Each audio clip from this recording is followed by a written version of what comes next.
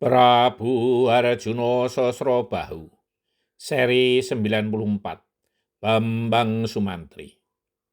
Sementara itu, di antara para raja semakin luas tersebar kabar tentang Prabu Rahwana Raja yang ingin menguasai seluruh negeri-negeri di Jazirah itu.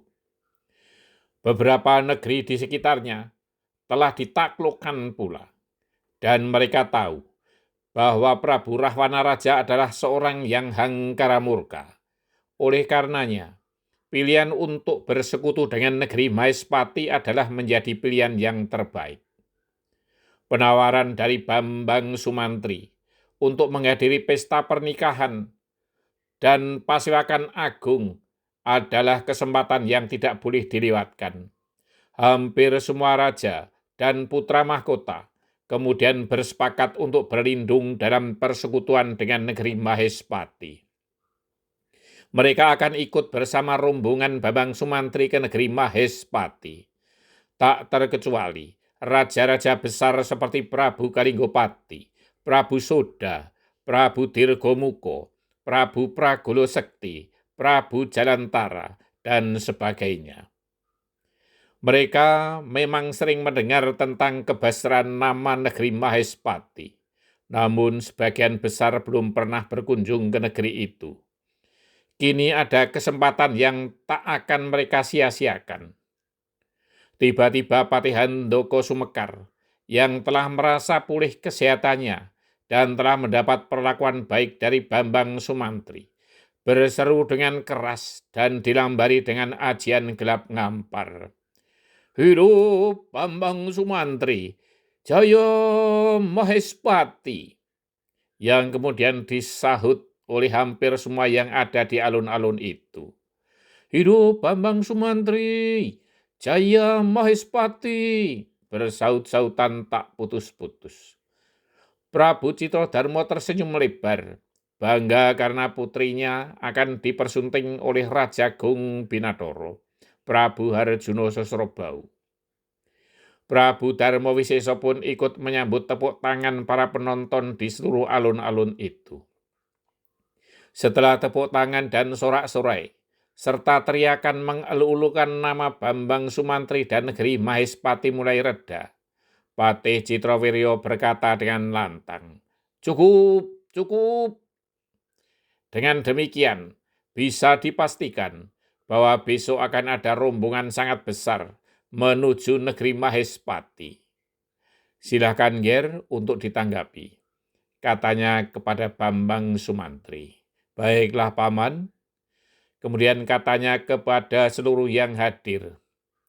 Besok, sebelum matahari sepenggalah, kita bersama-sama akan berangkat menuju negeri Mahespati, berkata Bambang Sumantri dengan lantang dan tegas. Hari telah mulai gelap. Prabu Citrodarmo dan Gusti Putri Dewi Citrawati, serta para putri Dumas telah kembali ke keraton. Mereka akan segera bersiap untuk perjalanan yang jauh esok pagi. Sedangkan Prabu Citrodarmo akan mengutus Patih Citrowiryo dan sepasukan pengiring calon pengantin.